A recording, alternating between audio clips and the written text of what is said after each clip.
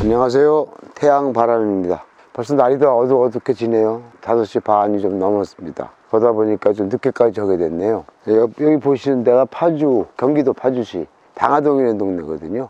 신도시가 옆에 1km 이내에 신도시가 500만 평이 있고요. 여기는 분위기를 보시면 알겠지만 전원주택 같은 그런 분위기가 나는 동네거든요. 아주 가지각색으로 집들을 졌어요. 이런 집들도 지은 분이 있고, 뭐 고급 빌라 같이 지으신 분도 있고, 단독주택도 있고, 막 섞여 있더라고요, 주변이. 근데 오늘 나와 본 땅은 이 땅입니다. 이 땅. 이 건물을 지정한 거죠. 그래서 이 땅이 1215평이고, 건물이 뭐 여기 꽉 차 있습니다. 들어가다 보면 아직 도로는 개설이 안 돼 있고요. 이 도로가 되겠지만, 여기 유치권 금액이 붙어 있어요. 유치권 금액이 보면은 피눈물이 난다고 써 있네요. 공사비 5억 3천만 원을 못 받았다고 하는군요. 사실상 그럴지 안 그럴지는 모르겠습니다만은 이런 것을 질 때 우리 그 공사업자들도 상당히 조심해야 되는 거야. 이게 진짜 억울한 일이라면 억울하잖아요, 예를 들면. 근데 이걸 구제할 수 있는 사회적 분위기가 지금 안 돼 있습니다. 공사업자 자체가 잘 해야 되는 거야. 그래서 돈을 받을 때 그 공정비율로 받잖아요. 예를 들면 1층 파고 돈 받고 2층 할 때 돈 안 주면 공사하면 안 됩니다. 아니면 뭐 자기들 확실히 믿었다가 이렇게 된 거라면 자기 책임이거든요. 믿고만 할 수 있는 게 아니라 어떤 담보가 될 수 있는 걸 해야 될 거 아니겠어요. 이거 유치권이라는 걸 이제 어설피 알아갖고 유치권으로 구제를 받아보려고 그러는 것 같은데, 이걸 만약에 가만 놔두면 흉물이니까 누군가 해결해야 돼요. 이걸 나쁘다고 해결하는 사람을 또 나쁘다고 볼 수가 없잖아요. 왜? 가만 놔둘 겁니까, 이걸? 누군가 사서 이걸 더 헐어버리고, 아니면 이걸 그대로 이어서 진대든가 그렇게 해야 될 거 아니겠어요? 자, 그러다 보니까 그런 사회적 파장이 일어나고 문제가 일어나는 거죠. 우리도 가능하면 이걸 해서 피해자가 없도록 해야 되는데, 피해자는 예를 들어서 5억 3천이 다 못 받은 돈이냐를 우리는 알 수 없죠. 누가 10원도 안 받고 돈을 이 공사를 하겠습니까? 이 공사 공정으로 보니까 지금 돈을 하나도 안 받았다고 칠 때 금액을 다 써놓은 것 같아요. 근데 하나도 안 받고 이만한 공사를 할 공사업자는 없습니다. 그렇다면 이 사람들도 사실상 금액을 노출시켜서 합의를 잘 봐야 되는데, 무조건 때를 쓰면은 이 땅을 받은 사람이 이걸 어떻게 합니까? 철거할 수밖에 없는 거예요. 철거에 권한이 있죠, 땅 주인은. 따져보시면 알겠죠. 뭐 법정 이상권 뭐고 다 따져서 안 되더라도 이 토지 주인은 이걸 분명히 철거할 수가 있어요. 왜? 이거에 대한 지료 사용료를 달라고 할 겁니다. 근데 이거 사용할 수 없는 집을 가지고 이 지료 사용료를 얼마씩 1200평에 대한 30억어치 상당한 돈을 줄 수가 있겠습니까? 못 주면 그거 어떻게 됩니까? 철거당하는 거 아니에요. 그러니까 이 주권자가 보장받을 수 있는 담보가 없다는 뜻입니다. 이런 일을 내가 매일 하면서도 마음이 아픈 게, 저걸 담보로 생각하고 유치권을 막 주장하고 결국은 아는 게 적어서 그거하고 싸움이 되는 거잖아. 양보할 걸 다 양보하고 이걸 자기가 짓겠습니다.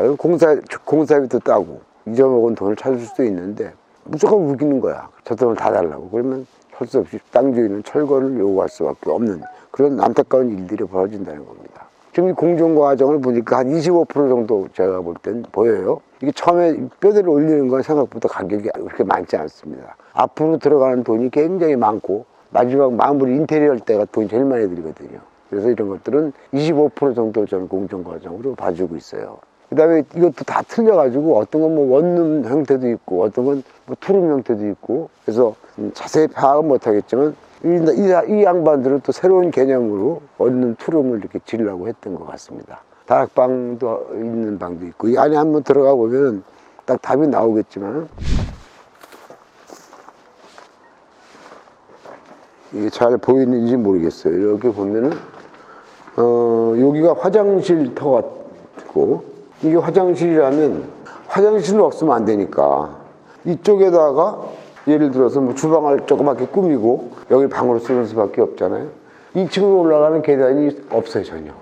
근데 천장은 높아요. 그러면 어디 쪽을 통해서 위쪽이나 아울러 해서 다락방을 만들려고 했나요?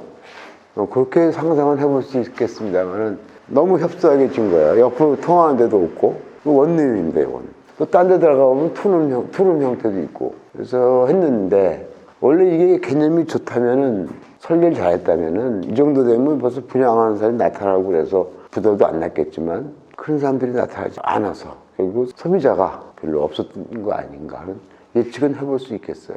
이렇게 되는 거죠. 이런 것들이 이렇게 많이 칠 때까지 해결이 안 돼가지고 사건이 난 거죠. 그리고 공사 공단된 거는 그렇게 오래된 것 같지는 않습니다.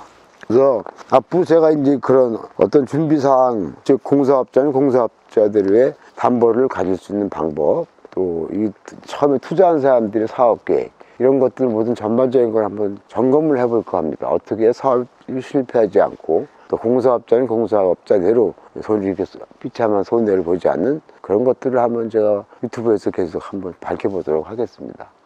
여기는 보시면 알겠지만 주변에 나무도 많고 공기도 좋은 곳인데 이렇게 폐허 같이 이렇게 만들어 버리면 또한 이 동네에 피해가 될 수 있는 상황이 될 수 있겠죠. 한번 이거를 잘 살려보는 방법으로 한번 생각도 해보겠습니다. 현재는 70% 21억인데 이거 나갈 것 같지가 않거든요. 한번 더 떨어지면 그렇게 되면 평당 100만 원 조금 넘어요. 그러면 이걸 인계받든 철거를 하든 그 다음 문제고 하든 그 정도면 한번 다시 해볼 수 있다. 그래서 유치권자랑 만나서 얘기를 잘 해보고 서로 상생하는 길을 찾는 게 우선이고, 안 되면 싸움밖에 없잖아요. 그래서 유치권도 건자도 그 점을 생각해서 진짜 억울한 부분만을 받을 수 있는 방법을 생각하시고 고맙겠습니다. 여기서 마치겠습니다. 네, 감사합니다. 안녕하세요. 태양바람입니다. 며칠 전에 갔다 온 거죠. 이런 상황을 보니까 어때요? 이런 게 비일비재합니다. 건물을 짓다 말고 중단된 상태에서 유치권을 주장하고, 그렇다고 이거 가만 놔두면 누군가 치워야 될 거 아니야. 완성시키든가 치우든가 해야 되는데 이런 것이 사회적 문제가 있는 거죠. 자, 그래서 그 유치권자들, 다시 말해 공사업자들은 항상 조심해야 될 게 있어요. 뭐냐면 공사 들어가서 항상 기성별 돈을 받기로 약속을 합니다. 계약서에 보면 그렇게 돼 있어. 기성별이라는 건 뭐 1층, 지하 1층을 하고 나면 돈 얼마를 받고, 그럼 2, 3층 질 땐 또 얼마를 받고. 그래서 한 번만 안 줘도 바로 중단됩니다, 공사가. 그래서 사실상 이런 유치권을 보면은 이렇게 많은 금액의 유치권을 인정하기 힘들어요. 요새 누가 자기 돈 들여서 공사하는 사람 봤어요? 없잖아요. 그러니까 이걸 인정할 수가 없다는 얘기야. 그럼에도 불구하고 공사업자들은 자기 돈을 썼다라고 얘기한다 이거야. 그래서 신고를 할 때는 거기다 전체 금액을 신고를 다 해버려. 받은 것까지.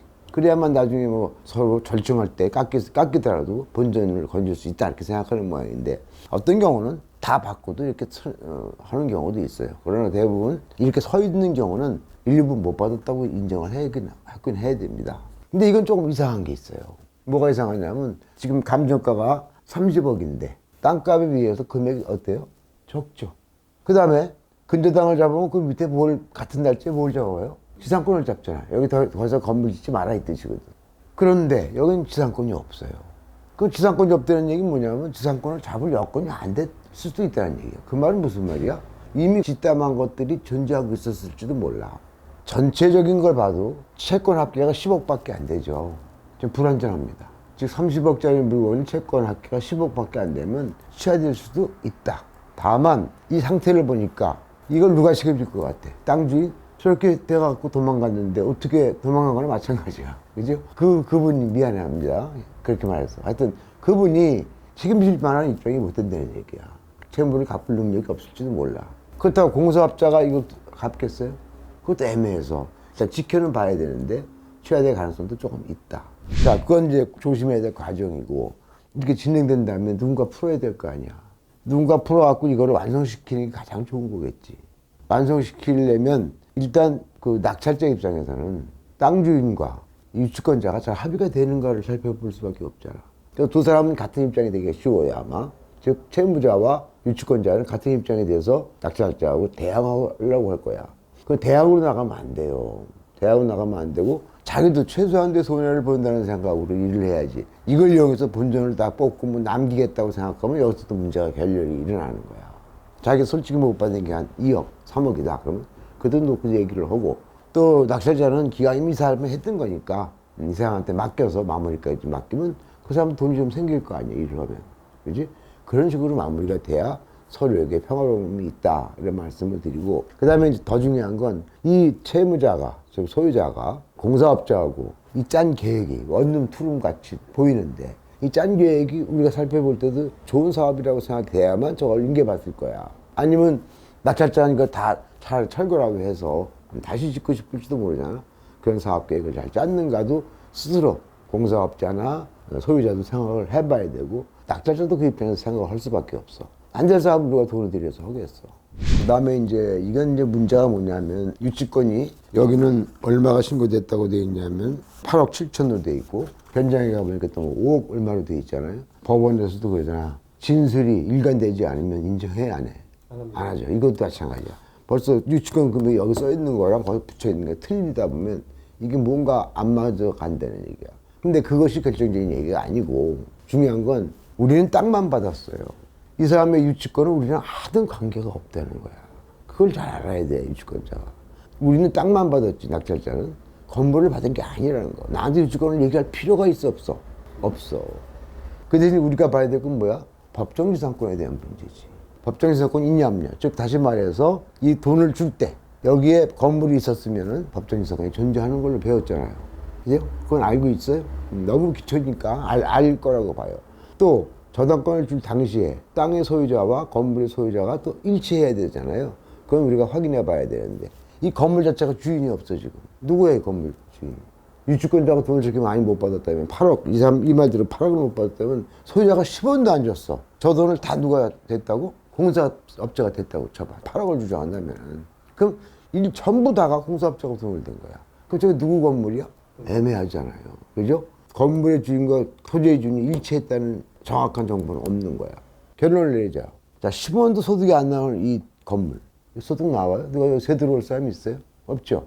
이 건물에 우리가 지료를 청구한다면 우리 토지 주인이니까 누군가 책임져야 될 거 아니야. 우리는 양 사람들 다 보낼 것 같아. 유치권자, 소유자한테 다 보낼 거란 말이야. 돈 내놔라. 요새는 특정할 수가 있어. 두 사람 같이. 옛날에는 한 사람밖에 안 되는데 요새는 두 사람도 특정할 수가 있거든. 그럼 공사업자 또 소유자한테도 동시에 보내서 지료 청구를 할 겁니다. 재판부에서는 누구 결정을 해줘요. 아, 이 건물은 그러면 소유자 거다. 아니면 유치권자 거다. 그 특정을 해줍니다. 해주면 그 사람은 우리 오고 재판이 벌어지면 몇 회의 돈을 못 낼 거 아니야? 이런 상태에 돈 낼 사람이 어딨어?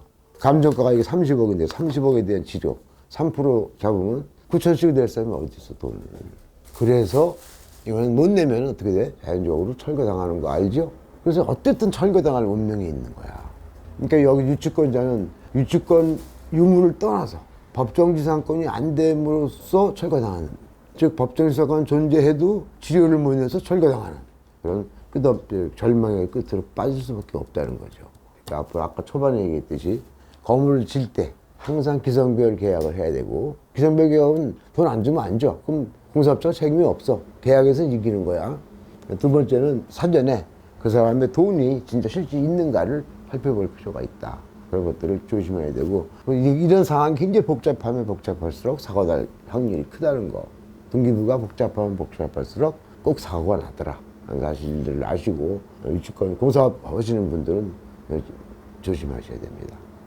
이거 내가 여러 번 강의했는데 이 정도면 웬만한 사람들 다 알까요? 이제 이런 법정지상권 처리하는 방법. 또 이 유치권자들은 조심해야 되는 거. 아무거나 막 돈 생긴다고 공사하면 안 돼요. 그래서 공사는 하루만 더 못 받으면 절대 하면 안 됩니다. 그러면 그 다음부터 손해는 없잖아. 유치권 막 걸어놓고 서로 피 튀기는 싸움이잖아요. 이런 거 하면 서로 참 괴로운 일이고. 그 다음에 이제 우리 경매하시는 분들을 미워하시는 경우도 있는데, 어차피 경매하시는 분들이 이런 거 처리해야 됩니다. 이거 A라는 사람이 안 사가면 누가 사갈 거야? 누군가 사갈 거 아니야. 사가서 처리를 어떻게 하느냐에 따라서 이게 누구한테 일방적인 피해가 될 수도 있는데, 생각해 보세요. 이만큼 졌어. 상대가 적당한 대응을 해오는 거야. 자, 사장님, 사실 나 이건 받았고 이건 못 받았는데, 그럼 내가 볼 때 25% 공정이라고 얘기했잖아요. 약 500평을 졌다고 가정해봐요. 예를 들어서 500평을 건물 짓는데 400만 원을 들잖아요. 그럼 다 지려면 4, 50, 20억 들어가요. 그럼 20억 들어갈 거에 25%면 얼마입니까? 한 5억 정도 되죠. 그 정도를 인정할 수. 알았어. 이제부터 5억 정도 드릴 테니까 당신 토지주인하고 합의하고 와요. 토지주인은 뭐라고 할 수도 있잖아. 합의가 된 상황이라면 몇 억을 여기다 주고 올리는 것도 하나의 방법이다. 왜? 땅값을 싸게 샀으니까. 이해가 갑니까?